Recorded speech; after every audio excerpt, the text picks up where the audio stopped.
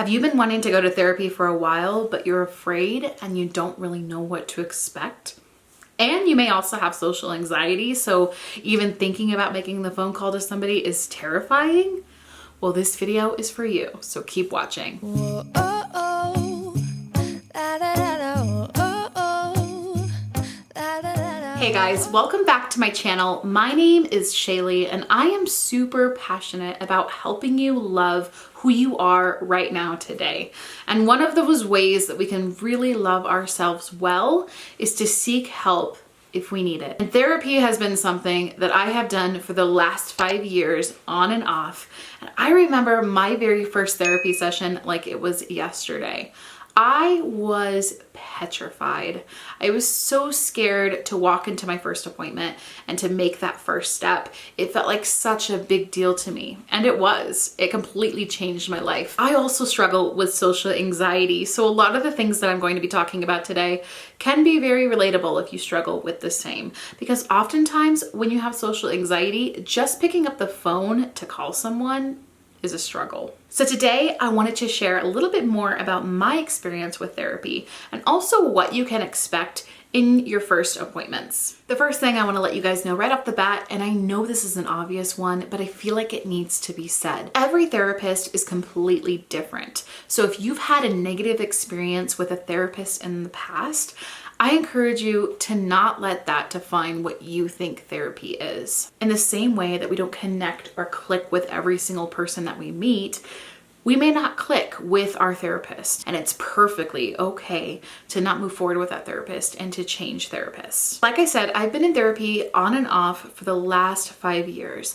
and during those 5 years, I have had 5 different therapists. Some of those have been marriage therapists, and some of them have been individual. Some have been men, some have been women. Some have been young, and some have been much more seasoned. I feel like I've had very great relationships with all of them, and I've been able to really open up around them and express how I feel. But if I felt like they were not a safe place for me, or I just felt like the connection was off, or just something wasn't going like I had imagined with therapy, I would have switched therapists. And any good therapist wants you to learn and grow and benefit from therapy. That's the whole point of it. Get that out of your mind first, that every therapist is the same, and if you find one, you have to stay with them, because that is absolutely not true. Just as they are interviewing you, you're interviewing them. So where can you find a therapist?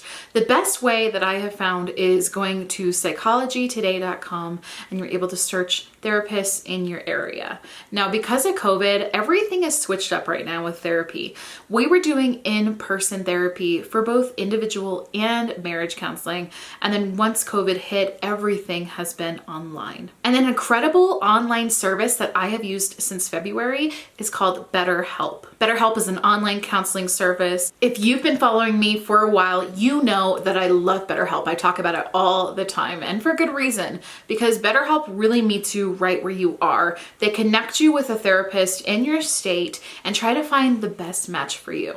And I actually have a link for you guys to save some money on your first month of BetterHelp if it's something that you want to do. This video is not sponsored, but I do make a percentage of sales whenever I give somebody my link and they sign up through it. When I first signed up for BetterHelp, I was connected to a quiz. That's the very first thing that I took. It asked me questions like my gender, my age, my religious background, and then it went further into some other things like, do I struggle with depression? Have I thought about suicide in the last month? Am I struggling financially? Do I have chronic pain?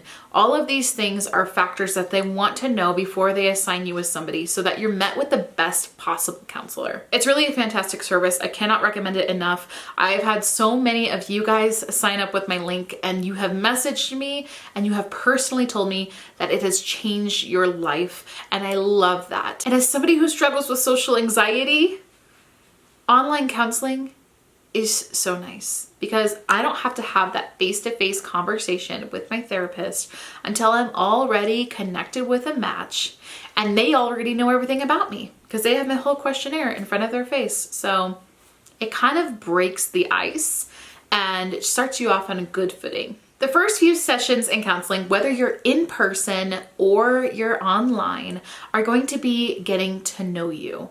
So you're going to be filling out your questionnaire if you're in person. If you're online, you've already filled out your quiz if you're using BetterHelp.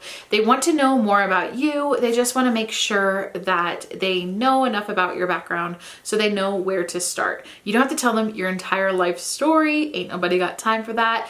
But just a basic understanding of where you're coming from and what is bringing you into therapy is extremely helpful. If you want to do therapy but money has been holding you back, ask them if they do a sliding scale.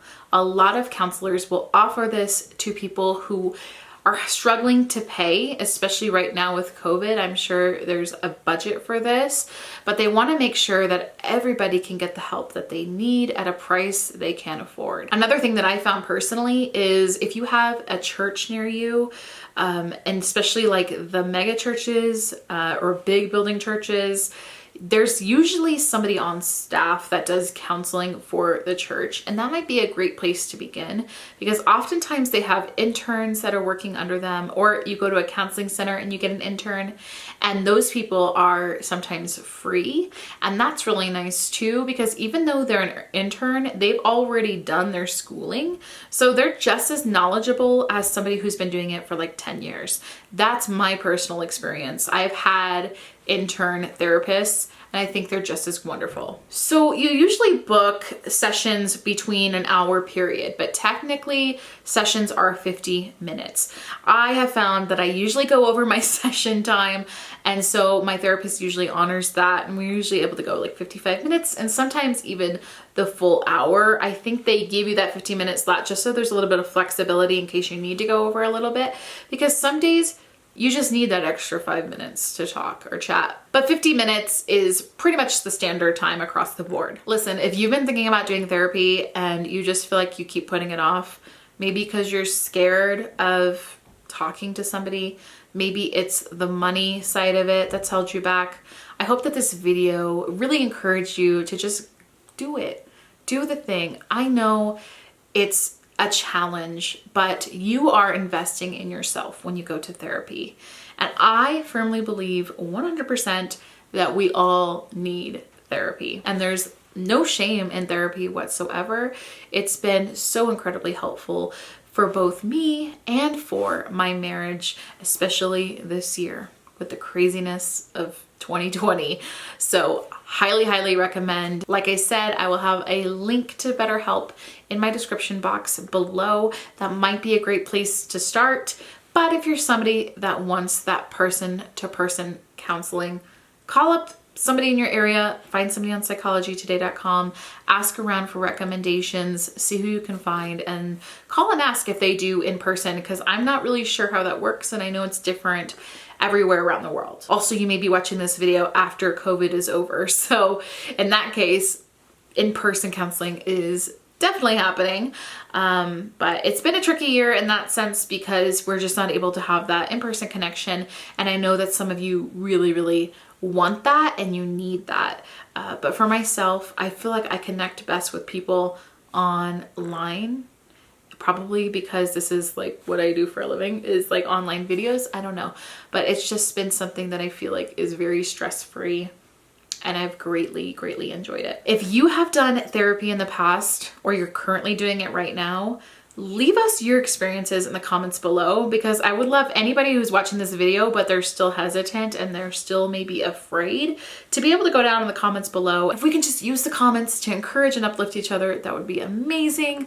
Thank you for watching all the way until the end of this video, and we will see you guys in our next one.